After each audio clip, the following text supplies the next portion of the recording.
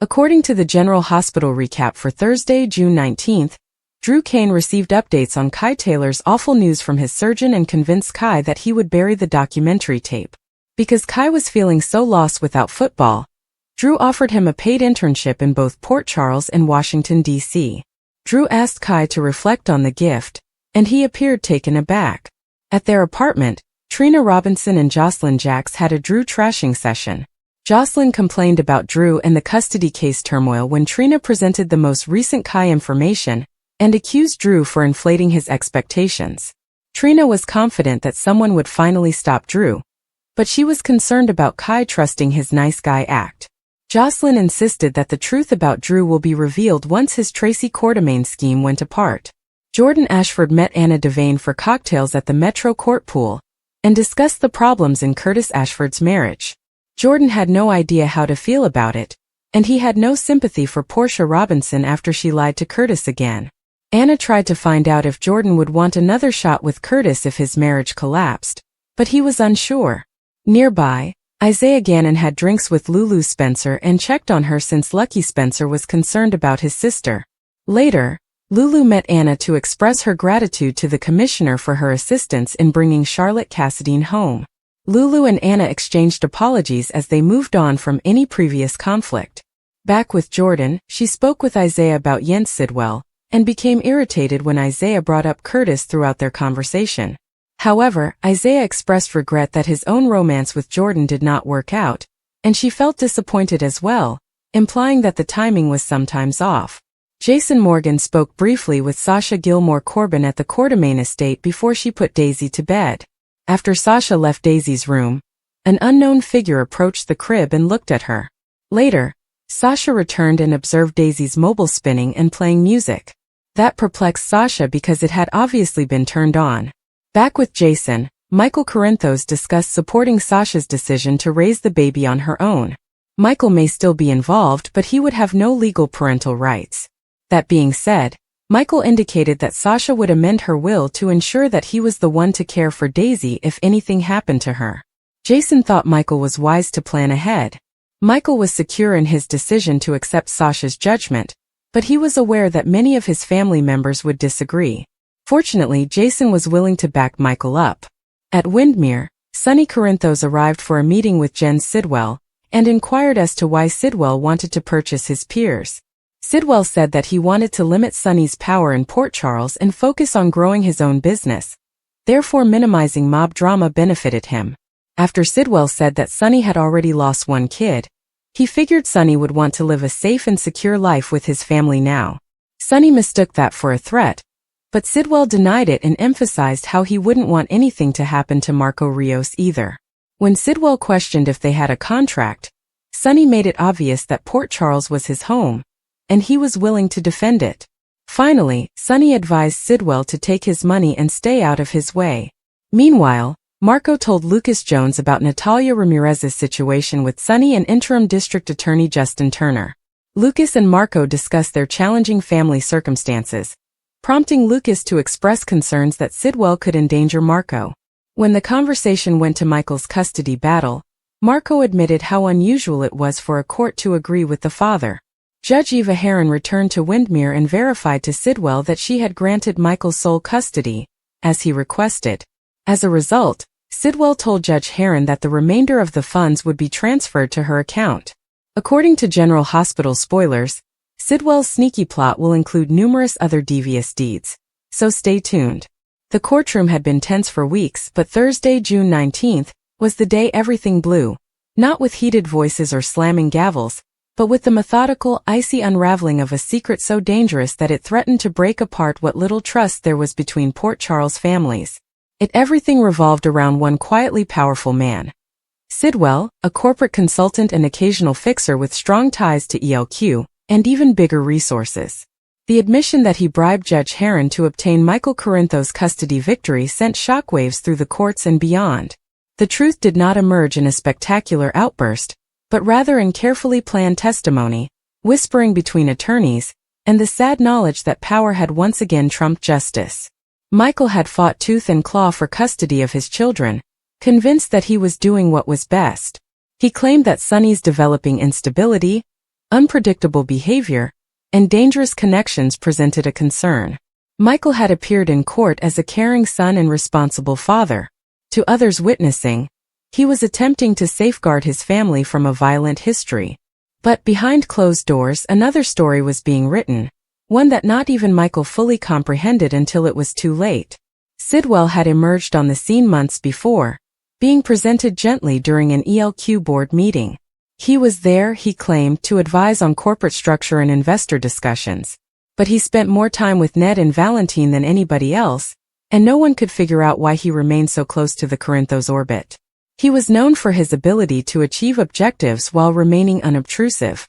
Sidwell's influence was understated. He preferred to move pieces out of the shadows. This made him dangerous. And when the custody dispute heated up, Sidwell's role grew. It began with simple strategy meetings, where Michael was advised on how to portray himself in court, what kind of witnesses would be most persuasive, and which psychiatric specialists would best frame his claims. Then came the off-the-record discussions with the lawyers, which made Diane Miller suspicious. She wasn't on Michael's custody legal team, but she could smell trickery when it entered a room. The puzzle began to twist only after a court clerk revealed facts that had been burning a hole in her conscience. The clerk, anxious and unsure, confidently informed Alexis Davis that something weird had transpired in Judge Heron's chambers. A sealed envelope had been delivered days before to the ruling. There are no legal paperwork, no official courier. Just a big packet, and the judge's tone shifted immediately. Alexis, a former recognized attorney who is now a legal champion and journalist, did not overlook the red warning. She started digging. She discovered a series of bank transactions that, while tiny on their own, established a pattern when combined. Shell accounts, offshore transfers, a connection to Sidwell's holding company. Alexis presented her findings to Jordan Ashford, who, while cautious not to jump to conclusions, launched an internal investigation. The truth came out in parts. A subpoena for the judge's bank records uncovered an inexplicable influx of monies 3 days before the final custody decision. The payment did not go directly to Sidwell. He was too savvy for that, but rather through a consultancy group controlled by one of Sidwell's companies. That was when it became evident that this was more than just an influence effort. It was outright bribery. The probe became public before charges could be brought. Court TV grabbed it up. Then there's the local Port Charles media. Within hours, the courthouse was ringed by reporters, everyone waiting to see who would speak first. Michael was completely caught off guard. He knew Sidwell was pressing hard, but was bribery involved? That was not part of the strategy. He addressed Sidwell at the ELQ offices, but Sidwell remained calm and unaffected. "You wanted custody," he replied simply. "I ensured you got it." Michael was infuriated. That's not how this was supposed to work. But Sidwell raised his eyebrow. Wasn't it? The message was clear. Michael may not have ordered the bribe, but he did gain from it. And now that the truth was out, the legal consequences were enormous. The court planned to overturn the verdict. A retrial was imminent. Michael's credibility as a parent and public person was at stake. Meanwhile, Sonny had learned the news before anyone had the audacity to call him. Carly informed him. She showed him the paper titled, "Is Custody Victory Contaminated? Allegations of Bribery Rock Port Charles Courtroom." Sonny remained silent for about a minute. Then he set down the article and walked out the door. He went directly to Michael's residence. Willow attempted to stop him at the door, fearful that the confrontation might escalate, but Sonny remained calm, too calm. Michael approached the door and made no attempt to pretend he was unaware of what was about to happen. "You bribed a judge," Sonny explained gently. Michael shakes his head. "I didn't. Sidwell did." Sonny's expression did not change. "Then you should have stopped him." "I didn't know," Michael insisted. "Then you should have known." There was nothing more to say. The distance between father and son has never been greater. For months, they had attempted to coexist for the sake of the children. Now that delicate peace had been shattered, Michael's moral high ground had evaporated. And Sonny, who had always thought that family, for better or worse, dealt with issues in person rather than in court, now regarded his son as someone who had chosen trickery over honesty. Willow, caught in the center, strained to make sense of everything. She believed Michael when he claimed he had not ordered the bribe, but she could understand Sunny's wrath. The truth was complicated, and the consequences were personal. Willow's devotion to Michael persisted, but the ease of their marriage began to erode. Meanwhile, Judge Heron faced suspension pending an investigation. The judge claimed innocence, stating that he had no knowledge of the cash origin. However, the evidence pointed to a negative outcome. Legal scholars predicted disbarment and maybe jail sentence. Heron's career was finished. The court held a special session to overturn the custody order, allowing Sunny to pursue legal visits or perhaps shared custody. It was more than just a scandal. It was a complete loss of the Corinthos family's faith in the judiciary. Alexis released a detailed exposé in The Invader, outlining how Sidwell had inserted himself into Michael's custody campaign and twisted the system from within. The article went viral. Public opinion was split down the middle. Some still supported Michael, claiming he was merely doing what any father would. Others regarded it as a betrayal, demonstrating that money and influence always win in the end. Spencer Cassadine, who never misses an opportunity to chime in on Corinthos drama, openly insulted Michael. "He talks about doing what's best for his family," Spencer said during a press conference. "But he armed the system. That is not justice." Even Jocelyn, who had tried to remain neutral, became disgusted. She confronted Michael privately. "You of all people know what Sunny's done," she informed me. "But what about this? This is awful. You did it behind everybody's back." "I didn't do it," Michael reiterated. "But I let it happen." Most folks didn't understand the distinction. Sidwell, surprised, disappeared. He vanished from Port Charles, avoiding arrest and questioning. Some felt he had power, knowledge about Port Charles's elite that would ensure no one pursued him too aggressively. Others thought he was just that proficient at disappearing. Ned Quartermain separated himself from Michael and Sidwell, issuing a public statement criticizing all unethical behavior within ELQ. He fumed in private. The incident had soiled the corporation and eroded investor confidence. Valentine, on the other hand, identified an opportunity.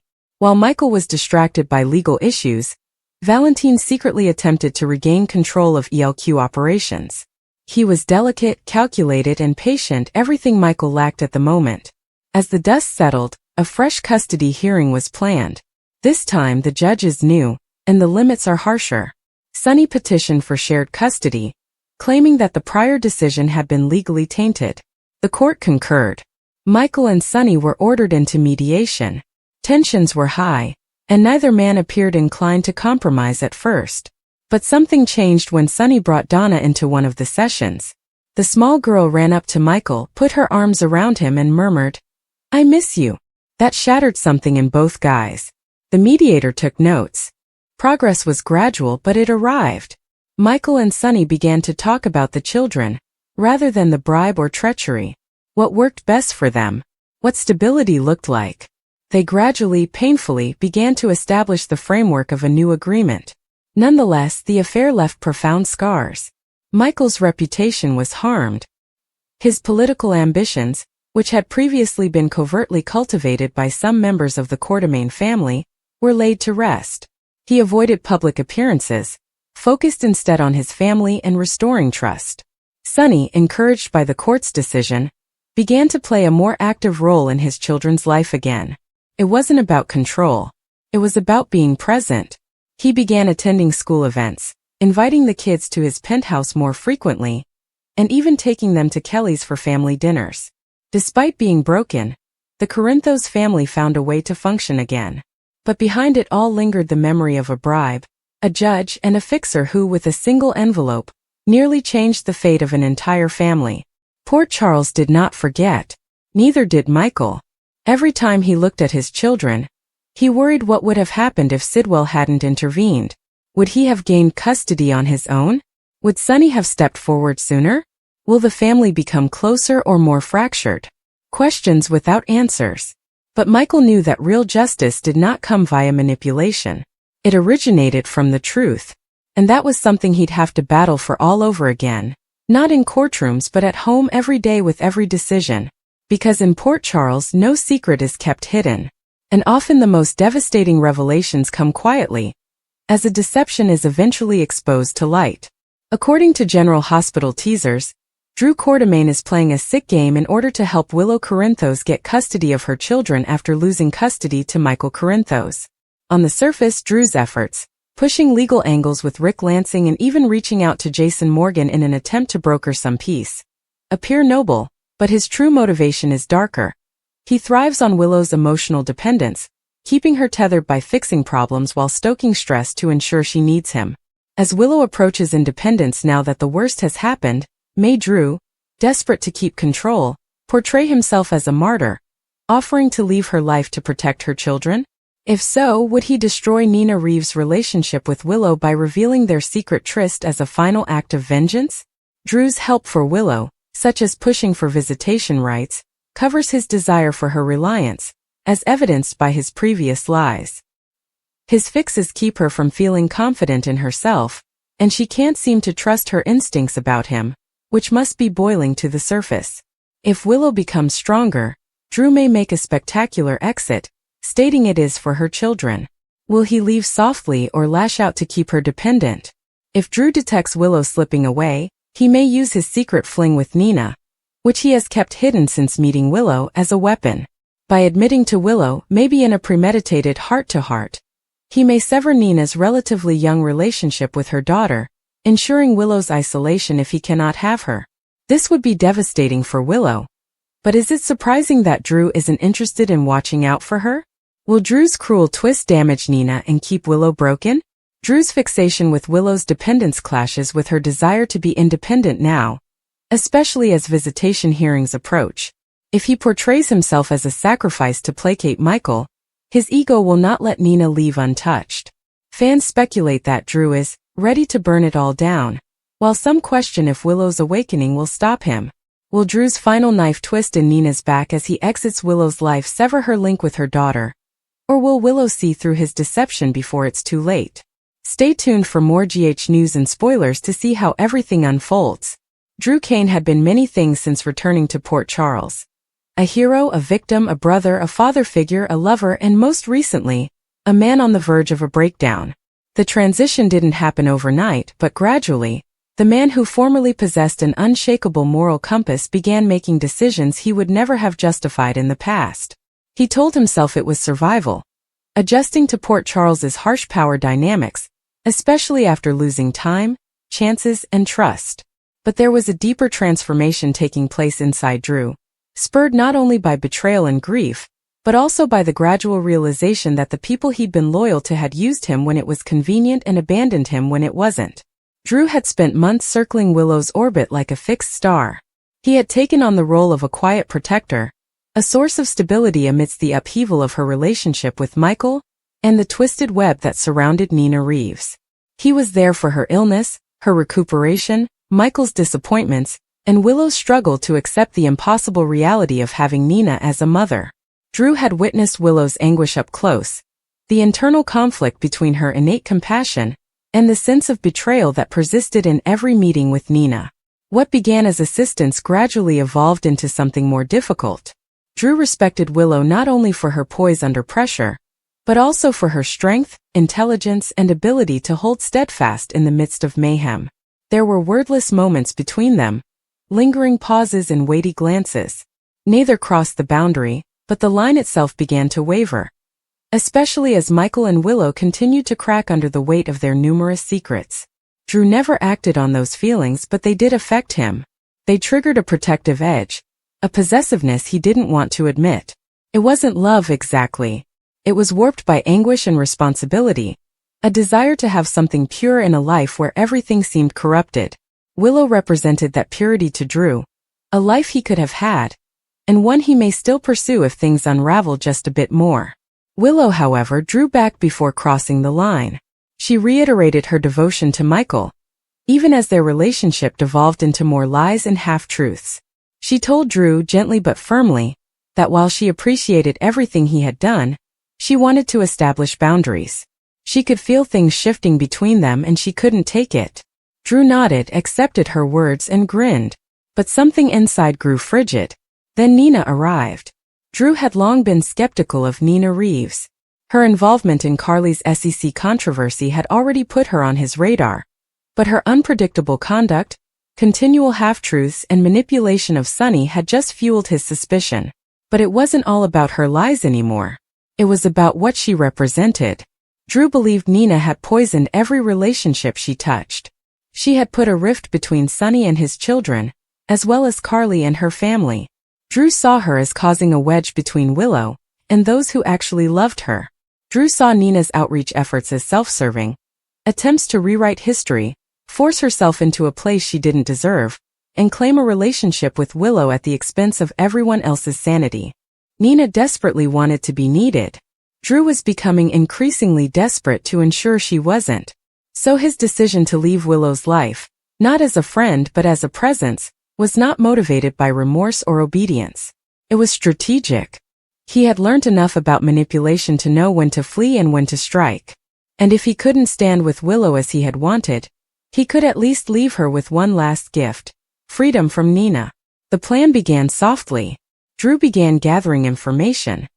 He visited with Aurora associates, former acquaintances who still owed him favors, and persons with access to federal archives and corporate records. He began unraveling every thread relating to Nina's financial activities, her previous conversations with SEC insiders, and even the veiled transactions that could link her to the recent upheaval in Sonny's firm. At first, the quest seemed aimless, even malicious. However, Drew discovered more when he probed further. Suspicious wire transactions, anonymous contributions to shell corporations.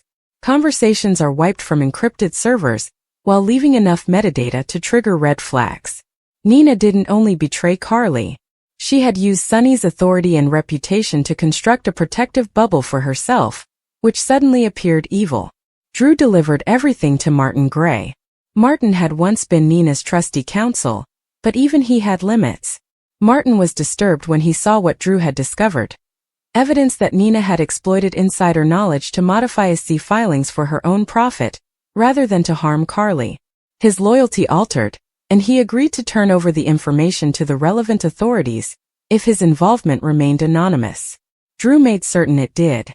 It wasn't vengeance. It was justice. That is what he told himself. Nina had harmed too many people and ruined too many lives.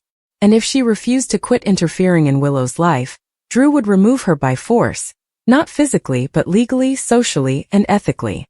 He would deprive her of the authority she had clung to, eventually exposing her for who she was. However, there was one more twist. Drew did not want to leave Willow exposed. He realized that disclosing Nina's crimes would also harm Willow, so he planned the reveal carefully. He made certain that when the news broke, when the arrest was made or the charges were filed, it did it through the media rather than a whisper campaign. He wanted it to be pure and factual, free of personal vendetta. Let the world see who Nina truly was. Allow Willow to comprehend the truth, not from Drew's words, but from undisputed facts. He planned to leave town quietly. He told Carly he needed some space. I told Michael it was time he sought clarity outside of Port Charles. He left the company in capable hands, arranged for Scout's regular visits, and packed his belongings. There was a peculiar calm to it all, as if he'd finally accepted his decisions and the man he'd become. But Port Charles was not going to let him depart without making one last splash. As word spread about the probe, Nina had a feeling something was awry. She confronted Drew days before his intended departure, confronting him outside the Metro court. Her eyes were filled with confusion and anxiety. "You did this," she alleged. "You've been digging into me, setting me up." Drew did not refute it. He simply looked her in the eyes and said, "You have set yourself up. I've just stopped letting you hide." Nina erupted, angry and desperate. She accused him of punishing her for something that was none of his concern, of turning Willow against her, and of putting Carly ahead of the truth. Drew did not argue. He did not need to. Nina's breakdown was proof enough. In her rage, she said something that chilled Drew to the core. "Do you think Willow will thank you for this? She'll despise you for destroying her heart." Drew responded without blinking. "Better that than letting you destroy it." Then he walked away. The repercussions came swiftly. The press took up on the tale. Charges were filed. Nina's name was splattered throughout headlines. Her reputation, career, and already delicate relationships began to unravel. Willow was completely caught off guard. She read the papers, saw the proof, and sobbed softly in a corner of the Quartermain estate, trying to comprehend how the lady she had worked so hard to forgive had once again caused so much grief. Michael tried to console her, but Drew's name escaped from her lips in uncertainty. Did he know? Has he done this? Yes, Michael answered. He knew. Willow did not reply right away. She simply glanced out the window, her thoughts racing. Was this betrayal? Protection? Both? She reached for her phone but did not dial. Drew sat in silence, far from Port Charles, not watching the news or checking in. He'd made his move, played his last card, and walked away. He wasn't at peace on the inside, though. He thought of Willow every hour. I thought about how her voice caught when she spoke about redemption, and how she worked so hard to recognize the good in everyone. He had broken that part of her, or perhaps shown a piece of the reality she had tried not to see. Will she forgive him? He did not know. Perhaps someday. Perhaps not. But he had not done it to seek forgiveness. He did it to complete a cycle. In Port Charles, the fallout continued. Sunny addressed Nina, but it was evident that their relationship was beyond repair. Carly, for once, said nothing but nodded when asked whether she knew Drew was behind it. She wasn't proud of it and she wasn't regretful either. And Willow? Willow stayed mute. She went to the hospital chapel one day, Liam's picture in her bag, and sat quietly for hours. She prayed not for Nina or Drew but for herself, for clarification, for strength. She didn't know what would happen next.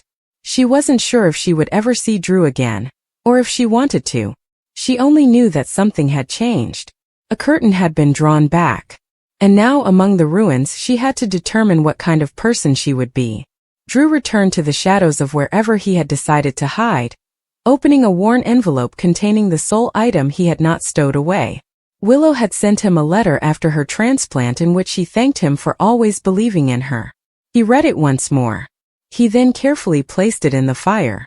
General Hospital spoilers claim that some ex-partners are getting closer, and may be on the verge of reconnecting. Soap couples frequently reunite, but this isn't always a positive development. Let's talk about 3 reunions that should never happen, at least if the people involved seek true happiness. These former lovers must keep away, or they will repeat their mistakes. 1. Jordan and Curtis. For starters, we have Jordan Ashford and Curtis Ashford. Curtis harshly condemned Jordan for maintaining work-related secrets, and their marriage dissolved. Jordan has no reason to put himself through additional misery if Curtis hasn't learned from his mistakes. Curtis is now being too harsh with Portia Robinson, thus it is unlikely that he will treat Jordan properly if he exchanges his present wife for his previous one. It just seems like a horrible idea for Curtis and Jordan to go down that road again. 2. Rick and Elizabeth. Rick Lansing and Elizabeth Baldwin's reunion would be a disaster waiting to happen. Liz is still dealing with her divorce with Lucky Spencer, and the fact that he has left Port Charles.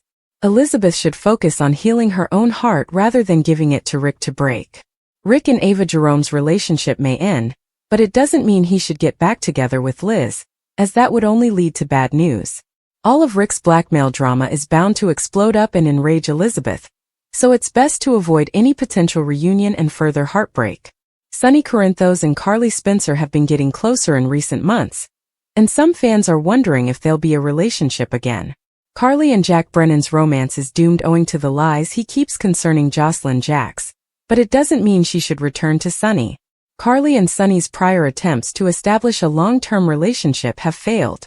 Sonny and this version of Carly have never had much chemistry, so it might be best to limit their relationship to friendship and co-parenting. Furthermore, it might be pleasant for soap exes to be able to remain friends without having to embark on a romantic journey for the 100th time. Carly and Sonny will always care for one another, but maybe they should keep doing it as friends rather than lovers.